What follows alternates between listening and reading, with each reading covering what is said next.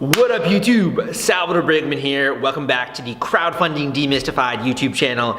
If you have not and you want more videos on crowdfunding tips, advice, strategies, all that kind of stuff, take a second to subscribe to this channel. Also, I have a podcast by the same name, Crowdfunding Demystified. Great if you're commuting to work, you're on the subway, you're doing dishes or something like that, and you want to listen and learn at the same time. I also have a podcast by the same name, which is available in iTunes. The subject of today's video is how do you construct powerful and effective Facebook ads for your crowdfunding campaign? How can you use and leverage Facebook in order to drive traffic to your campaign to get more donors, backers, pledges for your project, and that way accelerate the funding progress for your campaign? That is the subject of today's video. And actually, I think in the last 2 years, this is a strategy or a tactic that has become way more popular. Way more people are using Facebook ads in order to power their Kickstarter campaigns, to power their Indiegogo campaigns than ever before. And it's kind of like a magic pill in a certain sense. When you really get your Facebook ads correct, it can dramatically accelerate your funding progress. It can honestly just set you head and shoulders above everyone else out there on the platform. And it can really make it so that you not only hit your funding goal, but you also exceed it. You exceed it by a very high margin. And in that way, you become one of these massive crowdfunding success stories. When I first got started, you look at these crowdfunding success stories, and a lot of them are organic. They're happening on the platform. People on Kickstarter are discovering them by regular Kickstarter super backers, and they're being shared on social media. A lot of the success in the early days of crowdfunding is organic and word of mouth. Nowadays, a lot of the success on Kickstarter and Indiegogo is actually paid traffic, paid marketing, people that are putting in an advertising budget in order to get eyeballs and to convert that into backers of their crowdfunding campaign. So the first thing that I want to share when it comes to Facebook advertising is to understand the targeting. There are sort of 3 variables that we're going to go through that actually lead to a good Facebook ad. And then there's when does Facebook advertising apply? So the first variable is the actual copywriting, the message that you have when it comes to your Facebook ad. The second is the image or the video that you include on your Facebook ad. This is what you call the creative, the advertisement creative. How are you expanding on the text or what you're promising in the actual Facebook ad?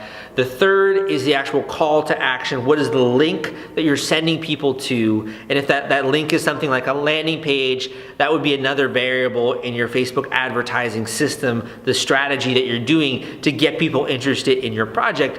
But finally, this is something that I think you have these different variables that go into the actual ad. What is not talked about very much is the actual targeting of the ad. So if I'm trying to sell something like a camera, I'm trying to advertise a camera, and I advertise, I have an amazing video, I have great campaign, text for the ad, I have a great call to action. It's a very attractive ad. But if I send that ad to a bunch of people in middle school or high school advertising an $1,000 camera, I'm probably not going to see very many sales. So the audience targeting is off. But if I advertise that same advertisement, that same image or video, that same text and link, if I advertise that to a group of photo or video enthusiasts in their 30s, 40s, or 50s who have the money to spend, I'm probably going to see more conversions or more people actually buying the product as a result of that ad. So what usually I see happening is a beginner Facebook advertiser, someone who's trying to get some traffic, either to get email leads or to get traffic to their campaign. They kind of throw up an advertisement and then they do targeting with what they think, very broad categories, and they end up wasting a ton of money on Facebook ads, and they come away saying, that didn't really work. Number one, there wasn't that much traffic, or if there was traffic, didn't really convert into pledges or backers. It just didn't really work. It was a total waste of time and money. I am not touching Facebook ads again. This is way too complicated. The reason here is the targeting. The thing I want you to be most aware of when you're going through Facebook advertising at an early stage is to be very aware of your targeting. There are a few different ways that you can target people on Facebook. Now, there are a few ways that are going to be a better ROI for you, and then there are the ways that you're going to need to adopt if you're going to scale your advertisements. So first of all, if you want a good ROI with Facebook ads, it's going to pay to target the people that already know who you are to a certain degree. So these are people that are on your email list. These are people that have visited your website. These are people that are followed and like your fan page on Facebook. When you put an advertisement in front of them, they already know who you are, so they're less skeptical. They're more likely to check out your offer, and you're going to see a better ROI usually from an audience who already knows who you are, or they know what the product is that you're going to be advertising. And this is called, warm traffic. People that are already warmed up to you to a certain degree. So you can do that on Facebook by creating a custom audience off of your email list, a custom audience off of people that have visited your website. In that way, you're retargeting those individuals, a custom audience of people who have watched videos, etc. Your goal is to create a bunch of custom audiences that you can use and that you can advertise to. And that's how I would first begin to test out your advertising so you don't end up wasting lots of money. The next thing that you can do once you have these custom audiences is you can create look-alike audiences that are similar to people that you want to, that already are connected with you, and that you want to sort of model an audience off of them. So let's just say you have a list of customers who have bought a product that you've created, and you want to find people on Facebook that are just like those people, that have similar characteristics to them, that are interested in travel or fashion or whatever it is, and they have similar characteristics and demographics.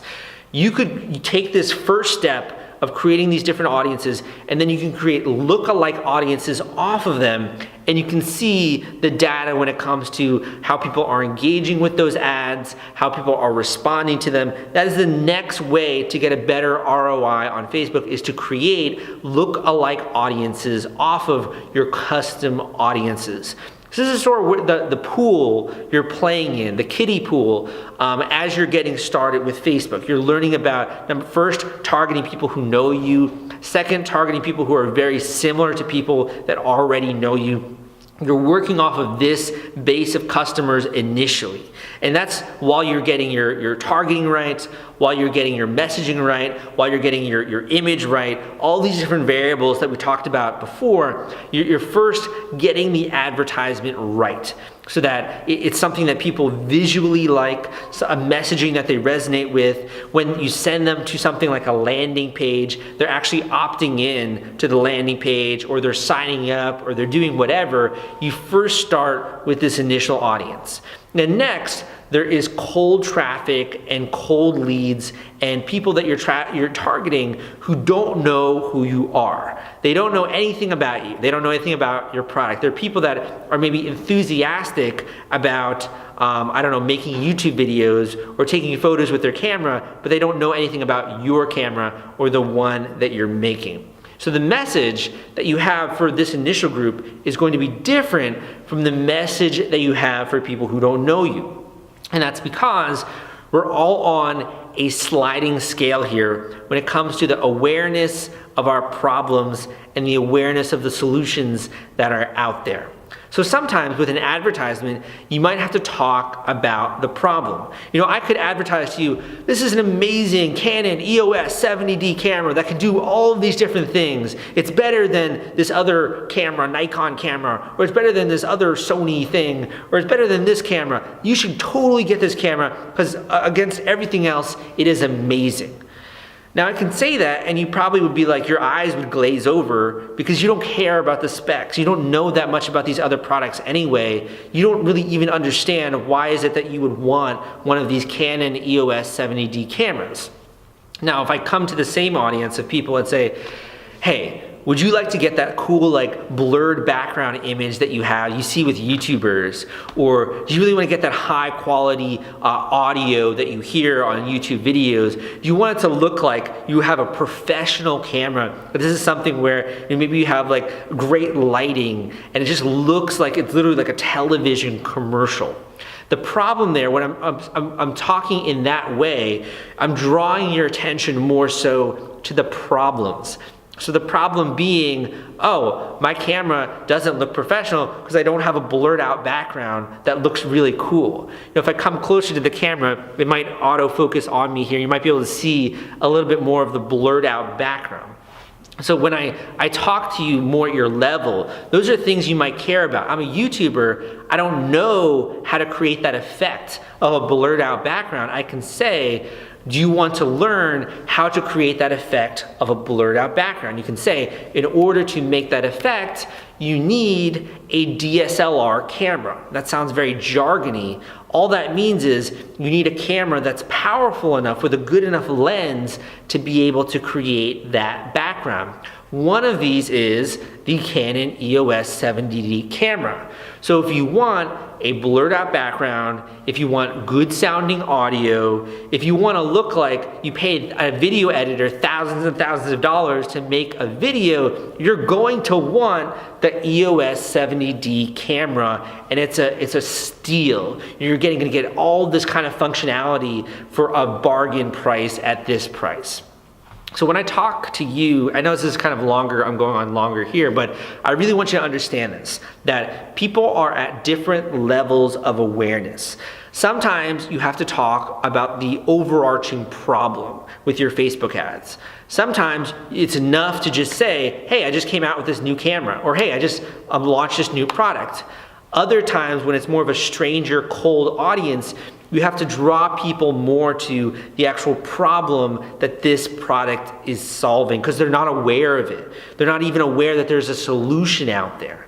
Many of these products, you have to do a little bit of hand-holding to show people the benefits of actually owning one of these products. So when it comes to creating Facebook ads for your crowdfunding campaign, as we touched on, there is the targeting, there is the audience, there is cold traffic, there is the messaging, the image, all of that kind of stuff. The number one thing that I want to leave you with is the most important parts of your Facebook ad, aside from the image and all this kind of stuff, is the targeting and also the awareness spectrum.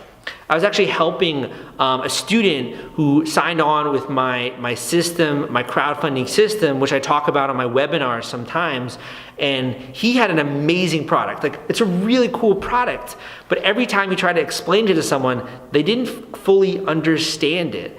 And when he did Facebook ads, it didn't really make sense. Like, he had a great awareness of the problem in the product, but what we realized was his audience was not as aware of the problem. So we had to do a little bit of education for that audience in order to make them aware of the actual solution and why this is something that they need in their life. So if you like this YouTube video, and if you like my longer YouTube videos where I go more in depth like this, I would really love it if you could give me a thumbs up on this video so that I know that and I can go more comprehensive with my videos. Also, if you like my shorter videos, go and check out some of the other videos I produced on this channel.